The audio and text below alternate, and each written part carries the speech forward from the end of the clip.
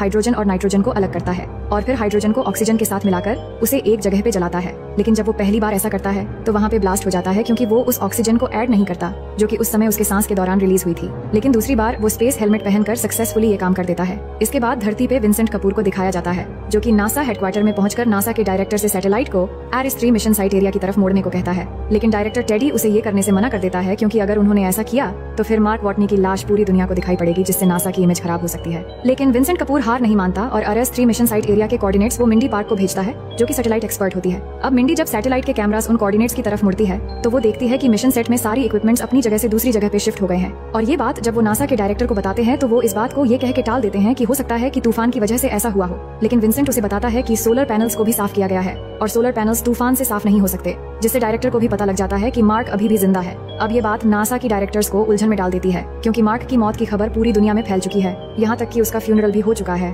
तो अब नासा किस मुंह से मीडिया के सामने ये कहेगा कि मार्क अभी भी जिंदा है। अब नासा के डायरेक्टर टेडी कहते हैं कि मार्क के बाकी क्रूज को उसके जीवित होने की खबर नहीं मिलनी चाहिए, क्योंकि वो परेशान हो जाएंगे और फिर कुछ गलत कदम उठा सकते हैं। इसके बाद नासा के एडमिनिस्ट्रेटर मीडिया को बता देते हैं कि मार्क वॉटनी अभी भी जिंदा है और वो उससे संपर्क करने की कोशिश कर रहे हैं। वही मार्क को दिखाया जाता है जहां उसे अब तक 54 डेज हो चुके हैं और इसी दिन उसे एक गुड न्यूज भी मिलती है, जब वो देखता है कि जो आलू उसने बोए थे उनमें से एक आलू का पौधा उग चुका है। अब रात को मार्क हिसाब लगाता है कि नासा का अगला मिशन अरीज 4 उससे 3200 किलोमीटर की दूरी पे उतरेगा और उसे तब तक वहाँ पे पहुँचना होगा। जिसके बाद वो डिसाइड करता है कि उसके पास 2 रोवर है और दोनों रोवर मैक्सिमम 35 किलोमीटर की दूरी तय कर सकते हैं, लेकिन उन्हें चार्ज करने के लिए वापस हैब में आना पड़ेगा और यही उसके सामने सबसे बड़ी दिक्कत होती है। दूसरे दिन वो ट्राई करता है अरीज 4 मिशन सेट एरिया तक जाने का, लेकिन सूरज ढलने के बाद मार्स का टेम्परेचर -16 डिग्री तक पहुंच जाता है, जिस वजह से वो वापस हैब में आ जाता है। ऐसे ही करके वो कई दिन एरिस 4 जाने के लिए सही रास्ते का मुआयना करता है और अब वो ठंड से बचने का सोल्यूशन भी ढूंढ लेता है। दरअसल नासा ने पिछले मिशन के जरिए मार्स की धरती पे एक प्लेटिनम बॉक्स गाड़ा हुआ था, तो मार्क उसी बॉक्स को बाहर निकालता है, जो कि एक थर्मो इलेक्ट्रिक जनरेटर होता है, और इसे वो अपने रोवर में रखता है ताकि उसे ठंड से बचने के लिए अपना हीटर ऑन करना ना पड़े, क्योंकि हीटर ऑन करने पर उसके रोवर का चार्ज खत्म हो जाता है। अब कुछ और दिनों तक वो यही सिलसिला कंटिन्यू करता है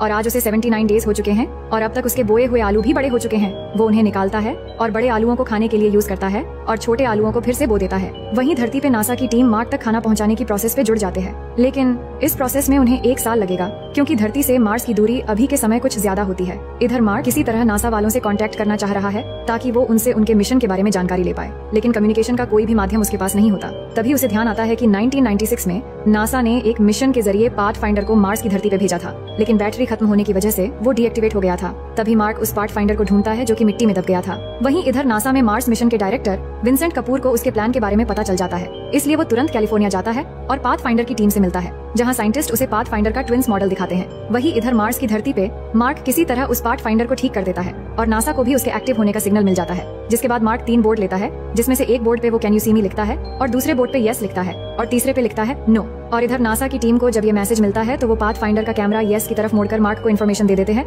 कि धरती से सब उसे देख रहे हैं, और इस बात से मार्क काफी खुश हो जाता है। लेकिन यहाँ पे दिक्कत ये होती है कि धरती पे नासा की टीम सिर्फ हाँ या ना में ही जवाब दे सकती है और हर एक सिग्नल को रिसीव करने के लिए उन्हें 32 मिनट का समय लगता है। लेकिन मार्क बहुत ही ज्यादा क्रिएटिव होता है और वो इस प्रॉब्लम का सोल्यूशन भी ढूंढ लेता है। वो अपने साथी क्रू मेंबर के बॉक्स से एस की लैंग्वेज की बुक निकालता है और बहुत सारे बोर्ड्स लेता है और एस की कोड्स में मैसेज भेजना शुरू कर देता है। वही नासा की टीम भी उसकी तरह अपने रोवर के चारों तरफ एस की कोड्स रख देते हैं और जो भी कुछ नासा वाले उससे कहना चाह रहे हैं वो उस कोड की तरफ कैमरा मोड़ देते हैं और फिर मार्क उस मैसेज को डिकोड करता है और एस की कोड की वजह से ही नासा वाले मार्क को सॉफ्टवेयर पैच भी भेज देते हैं, जिससे मार्क अब नासा वालों से बड़ी आसानी से कांटेक्ट कर पा रहा है। अब नासा मार्क को मैसेज भेजते हैं कि नासा उसके लिए खाना भेज रहा है ताकि वो 4 साल तक सर्वाइव कर पाए। मार्क उनसे पूछता है कि क्या उसके क्रू मेंबर्स को ये पता है कि वो अभी मंगल ग्रह पे जिंदा है, जिस पे नासा कहता है कि अब तक ये बात उन्हें नहीं बताया गया। जिसके बाद में जब नासा वाले मार्क के क्रू मीट्स को उसके बारे में बताते हैं तो सारे क्रूज बहुत ही निराश हो जाते हैं, क्योंकि उन्हें लगता है कि उन्होंने अपने साथी को मार्स पर मरने के लिए छोड़ दिया था। वहीं इधर मार्क के साथ अचानक एक हादसा हो जाता है। दरअसल जिस जगह पे उसने आलू बोए थे उस जगह पे अचानक किसी कारण ब्लास्ट हो जाता है,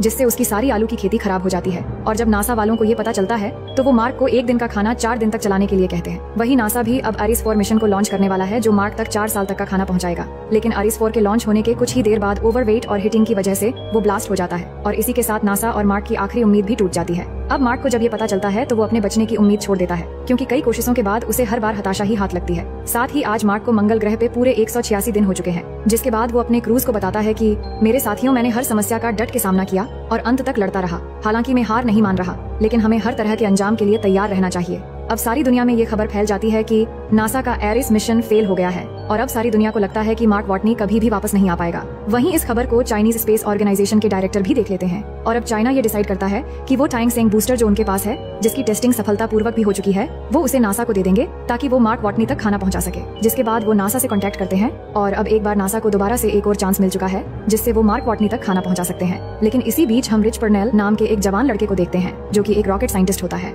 रिच पर्नेल इनको बताता है कि एरीज 4 के लॉन्च होने से पहले ही वो मार्क वाटनी को घर ला सकते हैं अगर वो हर्मीस स्पेसशिप को ही वापस मार्स की ऑर्बिट में भेज दे। लेकिन फ्यूल की कमी की वजह से वो मार्स पर लैंड नहीं करेंगे, बल्कि खुद मार्क वाटनी मिशन एरीज 4 के सेट एरिया में जाकर वहाँ पर मौजूद एक फ्लाइंग ऑब्जेक्ट से ऑर्बिट तक आएगा और फिर हर्मीस स्पेसशिप में मौजूद उसके साथी उसे रेस्क्यू कर लेंगे। लेकिन नासा के डायरेक्टर को उसका ये प्लान बिल्कुल पसंद नहीं आता, क्योंकि ऐसा करने से हर्मीस में मौजूद क्रूज का मिशन 533 दिन और बढ़ जाएगा और साथ ही इसमें उनकी जान का खतरा भी है। और एक ऐसे क्रू मेंबर के लिए जिसके बचने के चांसेस बहुत ही कम है, उसके लिए 5 और क्रूज की जान खतरे में डालना वाकई एक बेवकूफी का काम है। इसीलिए डायरेक्टर टेडी ऐसा करने से मना कर देता है। लेकिन रिच पर्नेल किसी तरह हर्मीस के क्रूज तक ये मैसेज पहुंचा देता है, जिसके बाद एस्ट्रोनॉट्स डिसाइड करते हैं कि वो अपने साथी मार्क वाटनी को रिसीव करने मार्स के ऑर्बिट तक जाएंगे। वहीं चाइना की मदद से नासा सक्सेसफुली बूस्टर को लॉन्च कर देता है और वो बूस्टर हर्मीस स्पेसशिप तक खाना पहुंचा देता है, जिसके बाद वो फिर से मार्स की तरफ बढ़ने लगते हैं। वहीं दूसरी ओर मार्क को दिखाया जाता है जहां उसे मंगल ग्रह पर 219 दिन हो चुके हैं और वो एक दिन का खाना 3 दिन तक चला रहा है, जिस वजह से वो काफी कमजोर भी हो गया है। अब हर्मीस स्पेसशिप में मौजूद उसके साथी उसे बताते हैं कि वो आरीज 4 के मिशन साइट एरिया में जाके उस फ्लाइंग ऑब्जेक्ट तक पहुंचे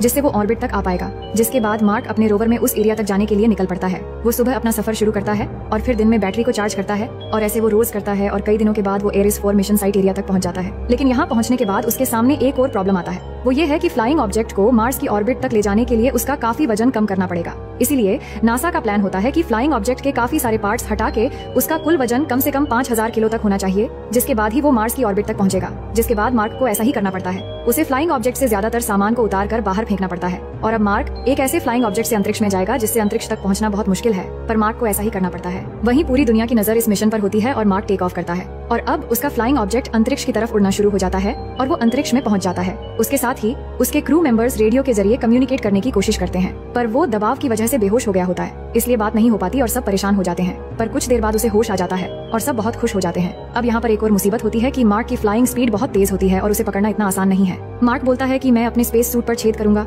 और उसमें से जो हवा की प्रेशर निकलेगी उससे मैं अपने आप को दिशा देकर तुम तक पहुंच जाऊंगा, लेकिन उसके साथ ही उसे ऐसा करने से मना करते हैं। वही हर्मीस स्पेसशिप की स्पीड भी बहुत तेज होती है, इसलिए उन्हें वहाँ बॉम्ब बनाकर अपने स्पेसशिप का एक हिस्सा ब्लास्ट करना पड़ता है, जिससे उसकी स्पीड भी कम हो जाती है। और अब उन्हें मार्क अपनी ओर आता हुआ दिखाई देता है और स्पेसशिप की कमांडर लुइस एक फ्लाइंग चेयर पर बैठकर मार्क को पकड़ने के लिए जाती है, पर जिस रस्सी से वो बंधी होती है वो कम पड़ जाती है और मार्क तक पहुंचना नामुमकिन हो जाती है। लेकिन तभी मार्क यहाँ पर वही करता है जो उसने कहा था। वो अपने स्पेस सूट पर छेद करता है और अपने फ्लाइंग ऑब्जेक्ट को छोड़ देता है, जिससे उसके स्पेस सूट से निकलने वाली हवा के प्रेशर के जरिए वो अपने आप को दिशा देता है और किसी तरह से लुइस तक पहुंच जाता है। लेकिन जैसे ही लुइस उसका हाथ पकड़ने वाली होती है तो वो उसके हाथ से छूट जाता है, लेकिन जिस रस्सी से वो बंधी होती है मार्क उसी रस्सी को पकड़ लेता है और इस तरह से ये मार्क को वापस अपने स्पेसशिप में ले आते हैं और मार्क की जान बच जाती है। और इतनी मुश्किलों का सामना करने के बाद जब वो अपनी दुनिया पर आता है तो वो एस्ट्रोनॉट्स का एक इंस्ट्रक्टर बन जाता है जो उन्हें ये सिखाता है कि दूसरी दुनिया में जिंदा कैसे रहा जाता है। और इसी के साथ ये फिल्म यहीं पर खत्म हो जाती है।